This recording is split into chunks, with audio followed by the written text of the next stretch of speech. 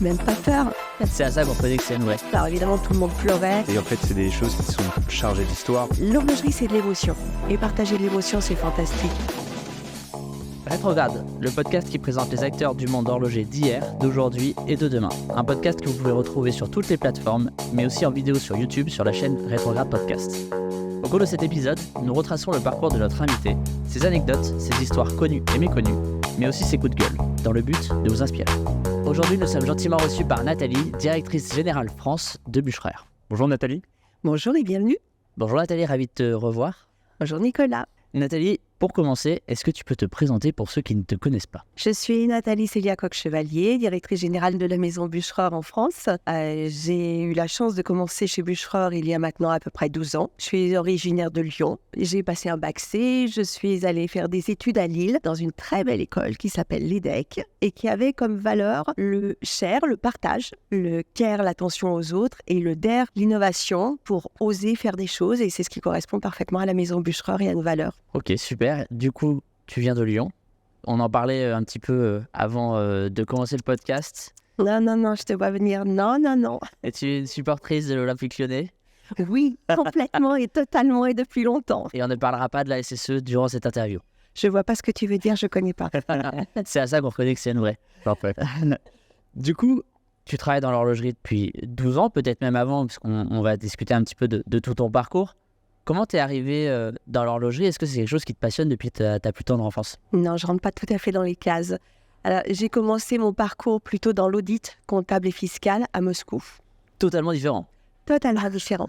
Parce qu'à l'époque, dans les années 90, il y avait la privatisation des entreprises en Russie. En audit, on essayait de rendre les comptes russes lisibles pour que les investisseurs étrangers puissent savoir s'ils avaient envie d'investir ou pas. J'ai commencé comme ça, et puis dans l'audit, ce qui me plaisait, c'était la relation humaine avec le client, et j'ai bifurqué. Je suis rentrée chez Christian Lacroix en tant que chef de secteur. Puis, je suis passée chez Vuitton. Je suis retournée à Moscou pour ouvrir la filiale de Vuitton à l'époque. Et en 98, il y a eu des fluctuations au niveau des devises et c'était pas très, très prudent. Donc, on a mis le projet en stand-by. Ce qui m'a permis de revenir en France pour ouvrir le magasin Vuitton dans les Galeries Lafayette. Et à ce moment-là, j'ai eu le sentiment d'avoir beaucoup de chance et d'avoir une carrière intéressante, riche, qui m'avait beaucoup apporté. Je me suis dit que c'était le moment de rendre aux autres. Donc, je suis retournée sur les bancs de la fac et j'ai refait une prépa. Puis, je suis rentrée à la faculté de la Salpêtrière pour faire psychomotricienne. Donc, j'ai travaillé avec des adolescents polyhandicapés. C'est un métier qui est passionnant, qui est riche. On travaille avec beaucoup de personnes de différents horizons, avec différentes pathologies. Et puis, pour un certain nombre de raisons, des aléas de la vie, je suis retournée dans le business. Donc, en commençant par Sephora, sur les Champs-Élysées au niveau des parfums, puis le printemps. Et c'est là que j'ai découvert l'horlogerie et que j'ai eu la chance, au printemps du luxe, puisque j'avais dans mon portefeuille les accessoires et l'horlogerie et la joaillerie. Et c'est là où j'ai découvert ce monde passionnant. Et c'est comme un virus, après on peut plus s'en passer. Donc attends, si je résume, on passe de la compta à psychomotricienne, à Sephora, à l'horlogerie. Avec pas mal de Moscou. C'est ça. Avec des petites touches de Russie à l'intérieur. C'est un parcours qui est beau. Enfin, franchement, c'est atypique et c'est ça qui est beau dans ce genre de parcours, c'est que tu fais un peu de tout et tu fais ce que t'aimes, surtout j'ai l'impression. Oui, et puis finalement c'est comme une montre. On a différents rouages, on a différents moments, mais le tout s'imbrique bien et c'est quelque chose qui donne une montre parfois atypique, avec quelques complications. Oh, c'est bien dit. Ouais, c'est beau. Mais alors attends, parce que du coup, t'as 4 parcours différents, j'ai envie de te dire. Mais du coup, quand t'étais petite, quand on te posait la question, tu veux faire quoi plus tard, tu répondais quoi ? Je voulais être interprète. Ok. Interprète, alors je trouvais que c'était rudement bien, je voulais être interprète trilingue, parce que je parlais allemand, anglais, russe et un peu espagnol. Donc je trouvais que, espagnol, je parlais moins bien, donc je restais plutôt sur allemand-anglais qui étaient plutôt mes forces, mais le russe est pratiquement ma langue maternelle. Donc je trouvais que c'était très bien jusqu'au jour où un de mes professeurs qui était génial me dit mais c'est bien d'écouter, de traduire parce qu'on apprend, on écoute les autres, donc c'est très intéressant, mais tu peux être aussi partie prenante et toi-même faire des choses en utilisant ces langues-là. Et là je me suis dit c'est pas bête. Donc c'est pour ça que j'ai fait une prépa. Aujourd'hui, ça doit t'aider parce que j'imagine que tu dois avoir une clientèle assez diverse. Ici, dans cette boutique, tu as des clients de toutes les nationalités. Oui. Ouais. On a à la fois des clients locaux qui sont très nombreux parce que c'est le cœur quand même de notre métier. Et puis beaucoup de clients étrangers et là des différentes zones, que ça soit l'Asie, les États-Unis, l'Europe. Et c'est vrai que c'est très riche. Génial. Est-ce que le fait de devenir interprète un jour reste dans un coin de ta tête ou pas? Alors aujourd'hui, non. Quoique, en audit à l'époque à Moscou, effectivement, je pouvais être amenée à jouer un peu l'interprète. Mais aujourd'hui, c'est encore plus intéressant parce qu'on va échanger, construire des relations, construire des partenariats dans les différentes langues qu'on peut pratiquer. Tu nous as dit il y a quelques minutes que tu avais fait du coup l'EDEC à Lille. Oui. T'étais comment à l'école? Est-ce que t'étais une bonne élève ou est-ce que t'étais middle ou est-ce que t'étais un peu comme Greg et moi, enfant de classe? À côté du radiateur, en train de récupérer un peu la nuit. C'est ça. Alors moi, je suis une staccanoïste du travail, donc j'étais la besogneuse qui travaillait tout le temps. Ah bon. Voilà, c'est ça. Premier rang. Tu nous aidais un petit peu à finir nos devoirs quand on avait besoin, c'est ça? Je vois très bien. Donc tu as toujours beaucoup travaillé et tu as toujours su un peu du coup où tu voulais aller, c'est ça? Ouais, j'aime bien travailler. Et puis, quand j'étais plus jeune, j'ai fait pas mal de sport, notamment de la natation. Et dans les spécialités que j'avais, c'était le 200 mètres papillon, le 800 mètres nage libre, le 400 mètres 4 nage. Donc, tout ce qui était comme épreuve un petit peu particulière qui faisait qu'on travaillait beaucoup. Mais c'est peut-être pour ça aussi que j'ai un rapport particulier à la performance. Que des petites distances en plus. Ouais. Oui, 800 mètres, vraiment, C'est c'est ça. 3 fois rien. On est tenace. T'as été à bon niveau du coup, t'en as fait J'ai combien de temps? fait 2 finales dans les championnats de France et une finale dans les championnats internationaux à Genève. Ah ouais. C'est beau, félicitations. Bon, ancienne sportive de niveau donc. Non, pas du tout. Oh.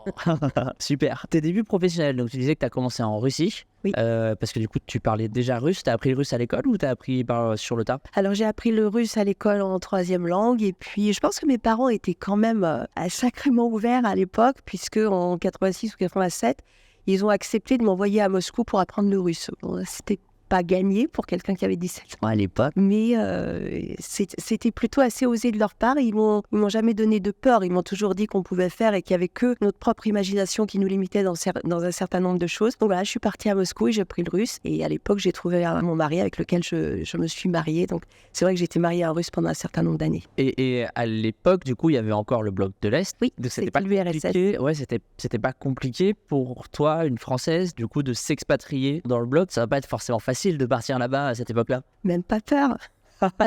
C'était notre époque. À l'EDEC, on dit dare, on ose. Et d'ailleurs, c'est un des slogans aussi de Tudor. C'est vrai. Tudor. Bantoder, exactement. Et tu as passé combien de temps à Moscou, du coup? Alors d'abord 2 ans et puis ensuite encore 2 ans un peu plus tard. Et est-ce que, du coup, dans tes débuts professionnels là-bas, tu as fait des stages? J'imagine que tu as commencé par des stages. Est-ce que tu as eu des petits loupés, des fails, voilà, des leçons de vie que tu as appris à ces moments-là, qu'aujourd'hui, tu es sûre et certaine, tu ne referas plus jamais tellement tu t'es loupé?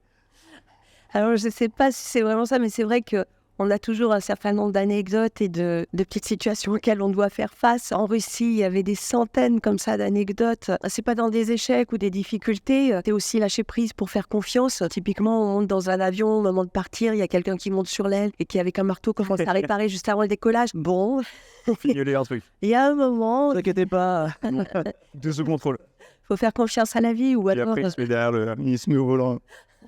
Bon, il y a des moments aussi où quand on faisait de l'audit, alors on arrive avec notre structure de chez EY, on a nos dossiers et puis on est jeune diplômé, donc on a l'impression qu'on sait un petit peu tout, qu'on va faire les choses facilement. Et quand on demande le listing des immobilisations à l'époque dans un combinat sidérurgique qui a 60 000 employés, et ben on nous amène 3 chariots avec des rouleaux de papyrus et on dit voilà, travailler avec. Donc ça apprend l'humilité.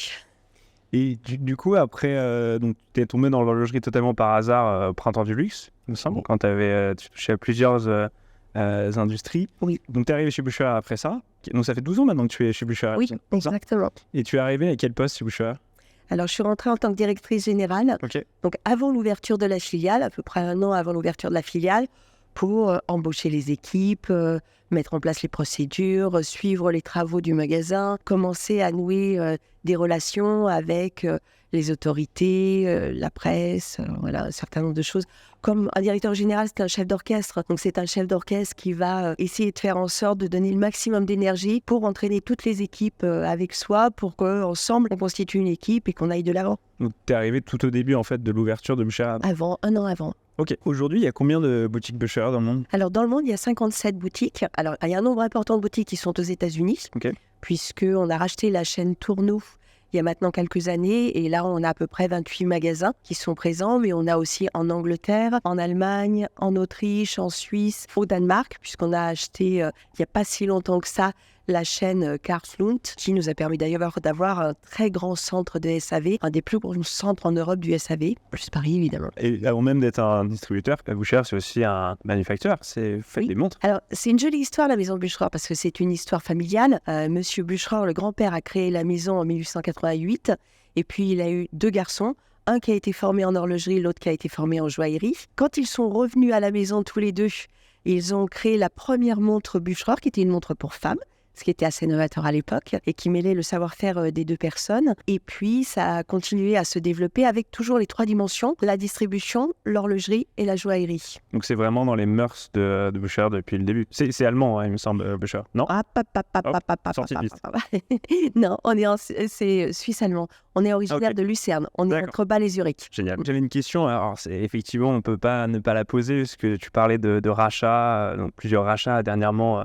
Et on est au courant effectivement aussi que Rolex a racheté Boucherer. Qu'est-ce que ça a changé pour vous? Alors aujourd'hui, rien du tout. De toute façon, c'est pas l'optique de changer quoi que ce soit. Rolex est un producteur, nous sommes un distributeur. Ok, pas de changement en vue. Ça fait du coup 12 ans que tu es ici, c'est toi qui as géré l'ouverture de la boutique ici. Ça a été quoi tes enjeux quand tu es arrivé ici, la pression que tu as pu sentir sur tes épaules quand on te demande d'ouvrir un réseau de détaillants aussi important que Boucherer en France, à Paris, dans une des plus grosses capitales, enfin dans la capitale du luxe mondial, c'est quand même pas rien. L'idée quand on est arrivé, c'était de porter le nom de Monsieur Boucherer en France. Donc c'est vrai que c'était un peu de pression parce qu'on avait tous à cœur de bien faire. Et quand quelqu'un rentrait dans la maison, chez nous, chez Boucherer, on disait on rentre chez Boucherer comme on rentre en religion. Parce qu'on va s'oublier dans nos ambitions personnelles pour porter un nom, pour que Monsieur Boucherer soit fier du rayonnement de sa maison. Et ça, c'était l'enjeu principal. Derrière, le plus gros enjeu, c'était de faire en sorte de voir les difficultés ou les problèmes plutôt dans la partie solution à apporter. C'est-à-dire comme une rose des vents qu'on va tourner pour pas voir le problème de ce prisme-là, mais de le tourner et de trouver peut-être une autre solution. Parce que des problèmes, des difficultés, il y en a tout le temps. Donc ça, ce sont des choses peut-être pénibles, mais pénibles, c'est pas grave. En 12 ans ici, c'est quoi ta vision du marché de l'horlogerie? Comment elle a évolué? Parce que ça a énormément changé. Il y a 12 ans, quand on rentrait ici et qu'on voulait acheter une montre, on pouvait l'acheter globalement assez facilement et repartir avec. Aujourd'hui, c'est plus le cas. C'est quoi ta vision là-dessus? Est-ce que c'est quelque chose où tu te dis, il faut faire avec, on est obligé de s'adapter, ou ça me désole un petit peu parce que, moi, j'aimerais que les gens puissent venir acheter leur montre et repartir, ou autre? Il n'y a pas à se désoler d'une situation, et les situations sont des situations de fait, il faut s'adapter, ça c'est sûr. Je pense que tout collectionneur amateur a une possibilité de trouver malgré tout des garde-temps. Alors certains modèles sont plus demandés que d'autres, mais ça a toujours été. Peut-être que ça s'est renforcé avec Covid. Effectivement, il y a eu une période où il y a eu moins de production, que la demande a augmenté en parallèle, mais en même temps, les marques se sont adaptées aussi et ont créé des outils supplémentaires pour la production, ce qui fait que ça nous aide aussi à répondre au mieux aux différentes demandes qu'on peut avoir. Après, on était peut-être plus sur une industrie centrée autour du produit. Aujourd'hui, on est peut-être plus sur une industrie centrée autour de l'expérience client, du service qu'on va pouvoir apporter. Donc finalement, centré beaucoup plus sur le client lui-même pour avoir une relation individuelle plus personnalisée, lui apporter toujours quelque chose de différent, le surprendre, être créatif. Donc ça, c'est intéressant aussi dans le métier. C'est vraiment un travail en fait de longue haleine sur le client en tant que tel. Oui, et puis c'est un travail d'équipe. Ça veut dire aussi qu'on passe plus de temps à connaître nos clients, qu'on les connaît mieux. Aujourd'hui, nos clients sont plus des ambassadeurs de la maison. Ils font partie de la famille Boucherer. Et c'est vrai que beaucoup de nos clients se sentent investis d'être aussi membres et porteurs de la bonne parole Boucherer auprès de leurs amis et collègues. Ou en tout cas, on essaye de faire le maximum de choses pour qu'ils se sentent bien chez nous, qu'ils sentent notre sens de l'hospitalité, notre envie de bien faire, et d'essayer de trouver des solutions, même si parfois, encore une fois, on ne peut pas satisfaire tout le monde ou on n'arrive pas à apporter toutes les montres tout de suite dans l'immédiat à tous nos collectionneurs. Alors, on sait que c'est très frustrant et certains collectionneurs n'ont pas toujours la patience nécessaire. Ça va un petit peu mieux aujourd'hui, me semble. Oui. Et encore une fois, les marques ont aussi créé des outils de production qui nous permettent de nous aider à répondre au mieux aux demandes. Est-ce que, du coup, tu es la directrice générale France, donc forcément, dès qu'il y a un problème ou autre et que les clients te connaissent, j'imagine qu'ils reviennent vers toi, ça doit être difficile à gérer des fois. Est-ce que tu as des exemples à nous donner de gens vraiment, pas forcément mécontents, mais de retours que tu as pu avoir où tu te dis, oh là là, comment je vais faire pour me sortir de cette situation? Je ne sais pas, je vois la relation client un peu différemment.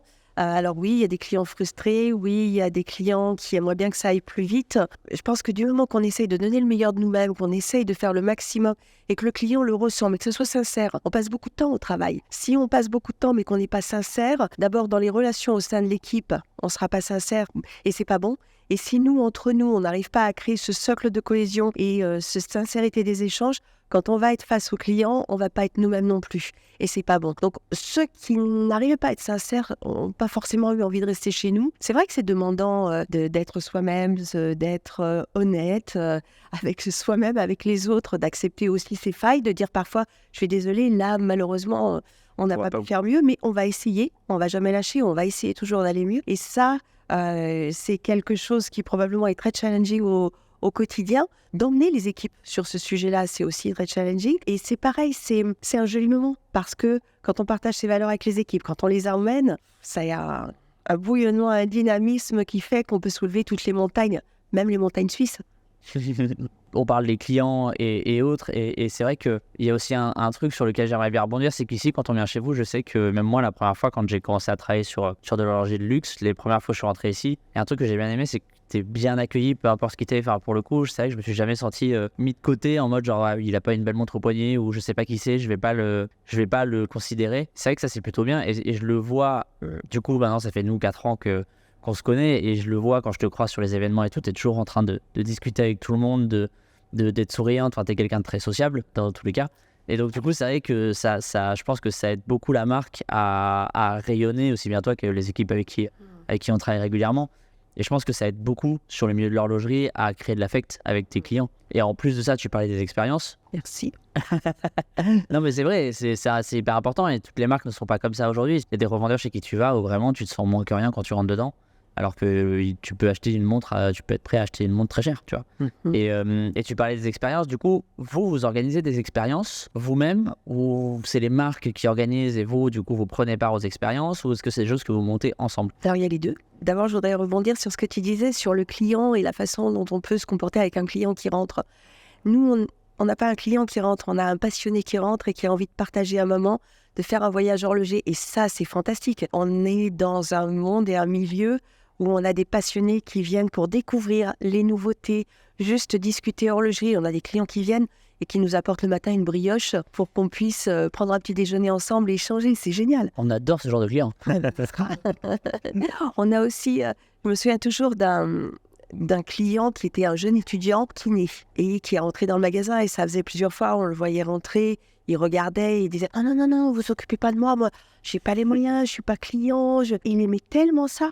Donc un jour, on est allé déjeuner on l'a emmené déjeuner avec notre horloger. Ils ont parlé passion, ils sont revenus, on l'a invité des événements. Il s'est senti tellement bien quand il a terminé ses études et qu'il a été kiné, qu'il a eu son premier salaire. La première chose qu'il a faite, c'est qu'il est venu acheter une montre. Et là, on se dit qu'on a tout gagné parce que au-delà de l'horlogerie, alors après, à nous d'être malins pour avoir le meilleur service, la plus grande attention qu'on va apporter aux clients, la meilleure façon de fonctionner et puis la possibilité d'avoir les bonnes montres au bon moment pour aider les clients. Mais au moins, on amène quelqu'un de plus dans l'horlogerie. Et ça, c'est fantastique. C'est le cas des journées du patrimoine. Quand on est ouvert pendant les journées du patrimoine pour parler au grand public qui n'ose pas toujours pousser la porte pour venir, ça, ce sont des moments fantastiques parce que là, on a des échanges et on amène les personnes à s'autoriser à pousser la porte et à venir découvrir. Et quand on commence dans l'horlogerie, parfois, on ne sait pas par quel bout le prendre. Alors, c'est probablement particulièrement vrai pour les femmes aussi, parce que c'est souvent un monde d'hommes, l'horlogerie. Et quand on arrive en tant que femme, on pourrait avoir une tendance à nous faire bien comprendre que c'est mécanique, complexe, que c'est un truc d'homme, quoi. Ouais, un truc un peu machiste. Et ben nous, on revendique le fait que ça soit pas comme ça. Et d'ailleurs, on a une de nos clientes qui a créé un club qui s'appelle le Women and Watch Club, justement volontairement parce que les femmes ne se réduisent pas à quelques diamants qu'on va mettre sur les montres pour donner un petit côté plus girly. Mais non, on aime les complications, on aime les belles montres, on aime la partie artisanale qu'on peut retrouver dans l'horlogerie, ça c'est important. Et justement, les femmes dans l'industrie, tu as vu toi une évolution depuis que tu es ici sur les clientes déjà? Oui, alors quand on a ouvert, on constatait que beaucoup de femmes venaient avec leur mari pour choisir une montre, étaient peut-être moins à l'aise ou se sentaient moins sûres d'elles. Aujourd'hui, les clientes qu'on a, alors on a développé une très forte clientèle féminine, volontairement d'abord. On a été un codir très féminin au départ, on a peut-être une approche un petit peu différente, mais les clientes qu'on a aujourd'hui, elles s'imposent. Elles n'ont pas besoin de leur mari pour choisir leur montre, elles savent ce qu'elles veulent. D'ailleurs, dans les diamètres qu'elles vont porter des montres aussi qui vont être un petit peu plus grosses parfois. Elles ont parfaitement compris aussi que c'est un code qui permet d'entrer en discussion quand on se se rencontre, quand on est dans un meeting, parce qu'on va regarder la montre, parce qu'on va être amené à en parler. Mais on va être amené à en parler sur le côté technique et sur le côté Passion. connaissance et passion. Et ça, c'est important. Donc ça, c'est vrai que ça a été une des évolutions qu'on a pu avoir avec des clubs de femmes qu'on a pu suivre et qu'on a vu se développer. Il y a aussi pas seulement des clubs de femmes dans l'horlogerie, mais il y a aussi dans l'automobile, puisqu'on a le Women Motors Club qui a été créé il n'y a pas si longtemps que ça. Exactement. Et qui est intéressant aussi pour la partie féminine et automobile. Quelle est pour toi ta complication préférée dans l'horlogerie? Si tu en avais une, je sais. Moi, j'aime beaucoup la répétition minute. Ok. Parce que je trouve que à la fois, alors en termes de complications, c'est quelque chose quand même qui est difficile à mettre en place. Il y a aussi la partie enregistrement, donc il y a la partie culture. Tu peux déjà nous expliquer ce que c'est qu'une répétition minute? Alors, c'est une petite musique qui va venir, par exemple, tous les quarts d'heure pour rappeler le temps qui passe. C'est une complication qui permet aussi d'écouter le temps qui passe sans avoir à regarder sa montre. Donc ça, c'est intéressant. Et puis, on est à la croisée entre la technique parce qu'il faut un grand savoir-faire pour arriver à faire une répétition minute. Il y a aussi le côté artistique parce que c'est un orchestre qui va enregistrer une certaine musique. Et puis, je trouve que ça a un côté très doux et très poétique dans un monde qui est pourtant très technique. Donc, alors, chez nous, chez CFB, on a une répétition minute qui est assez jolie, assez intéressante. C'est peut-être ça qui m'a amené aussi à aimer particulièrement cette complication.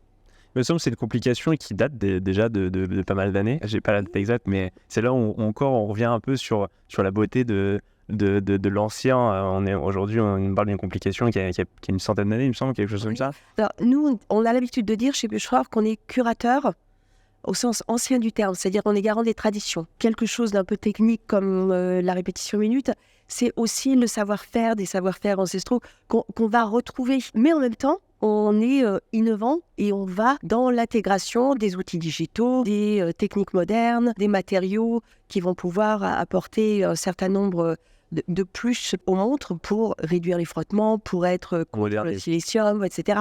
Si on regarde par exemple le Lisnardin, qui a été le premier à utiliser le silicium, c'est aussi que ça permet des grandes avancées qui font qu'on gagne en réserve de marge, qu'on va gagner en facilité derrière d'utilisation des différentes montres et garde-temps qu'on peut avoir. On parle de répétition minute, mais parlons de tes montres préférées. Si tu devais donner genre ton top 3 des montres préférées, ce serait quoi?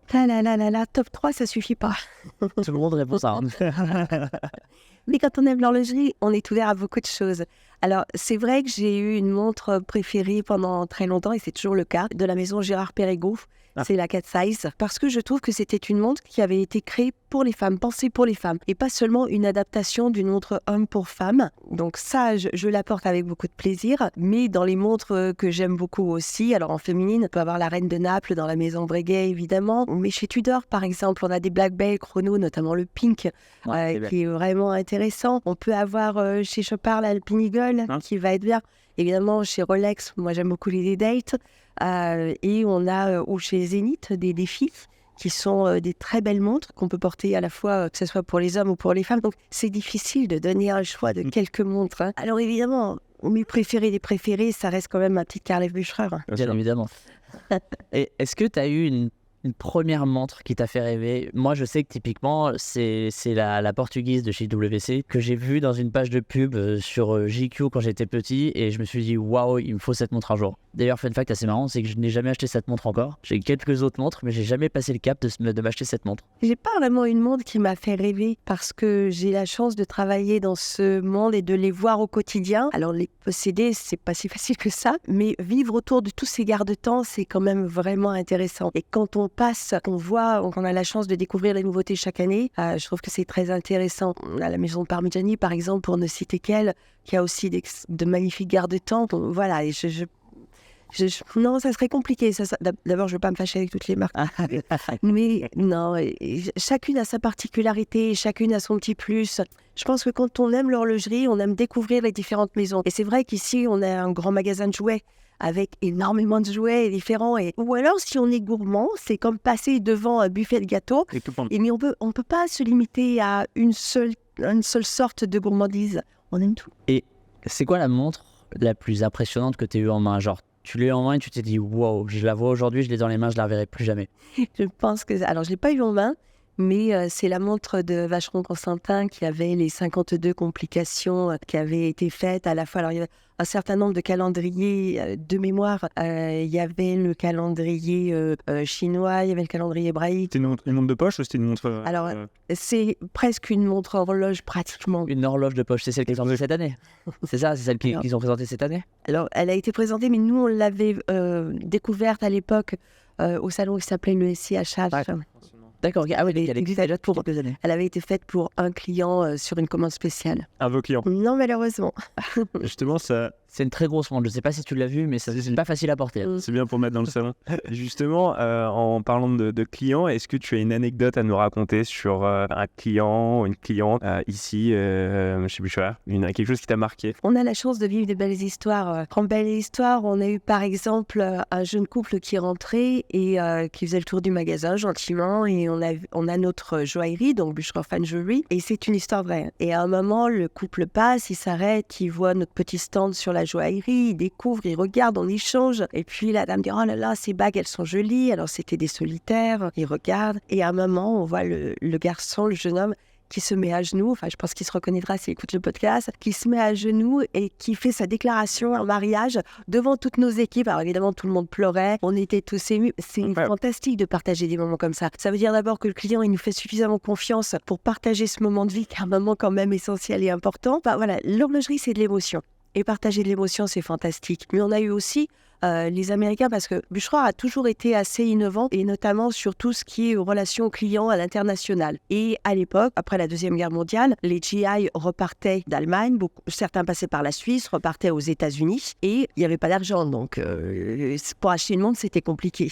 Sauf que, ça, c'est M. Bûcher qui m'a raconté l'anecdote. Et donc, il se disait, qu'est-ce qu'on va faire? Une montre, ça marque un moment, une période, une époque. Et donc, il voulait, pour les GI qui partaient, acheter une montre pour marquer la fin de la guerre, ce nouveau temps, cette nouvelle page d'écriture qu'on va avoir dans la vie. Donc, M. Bûcher a dit, très bien, on va écrire une reconnaissance de dette, vous allez nous écrire une reconnaissance de dette, et vous partez avec la montre. Donc, les GI sont partis comme ça. La petite histoire dit, ça je ne sais pas si c'est vrai ou pas, que tout le monde a remboursé cette reconnaissance de dette, mais toujours est-il qu'il y a eu cette histoire proche, notamment avec les États-Unis, qui fait que Nixon, quand il est venu en Suisse, a été visiter la maison Bûcher. Et on a reçu, quand on a ouvert, il y avait notamment une certaine clientèle qui va beaucoup à l'hôtel Intercontinental, qui est un très bel hôtel à côté de chez nous. Et une des clientes vient et nous visite, nous rend visite, et il découvre la marque Carl F. Bûcher. Et là, d'un seul coup, on la sentait très émue. On sentait là, elle dit, c'est la montre que mon papa a rapportée avec lui quand il est rentré aux États-Unis après la guerre. Donc voilà, ça c'est des histoires de vie, ça c'est des histoires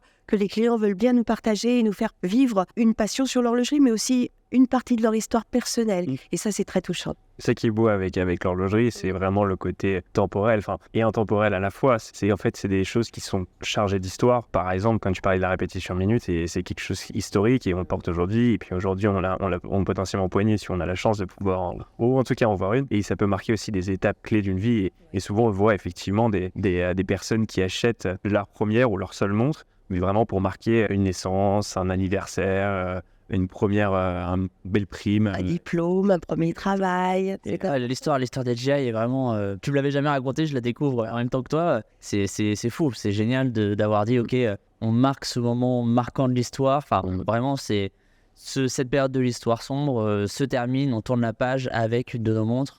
Vous rentrez au pays avec une reconnaissance d'aide, c'est vraiment... c'est génial d'avoir fait ça. Je trouve que c'est Et c'est totalement révélateur de la mentalité, la vision qu'avait M. Bûcher et ce côté toujours innovant, toujours qui ose, qui va de l'avant, qui ne se limite pas. Il n'y a que nous qui nous limitons dans nos ambitions et dans nos façons de fonctionner. Et ça, c'était vraiment sa façon de faire. Si on devait marquer aujourd'hui et que je te demandais quelle marque de montre tu nous recommanderais d'acheter, tu dirais quoi? Je rentre, je suis premier client, je découvre, j'ai envie d'acheter une montre pour mon diplôme ou un bel événement. Qu'est-ce que tu me conseillerais? Alors, Carl F. Bûcher, bien sûr. Je vais répondre ça, c'est sûr. Je vais y venir.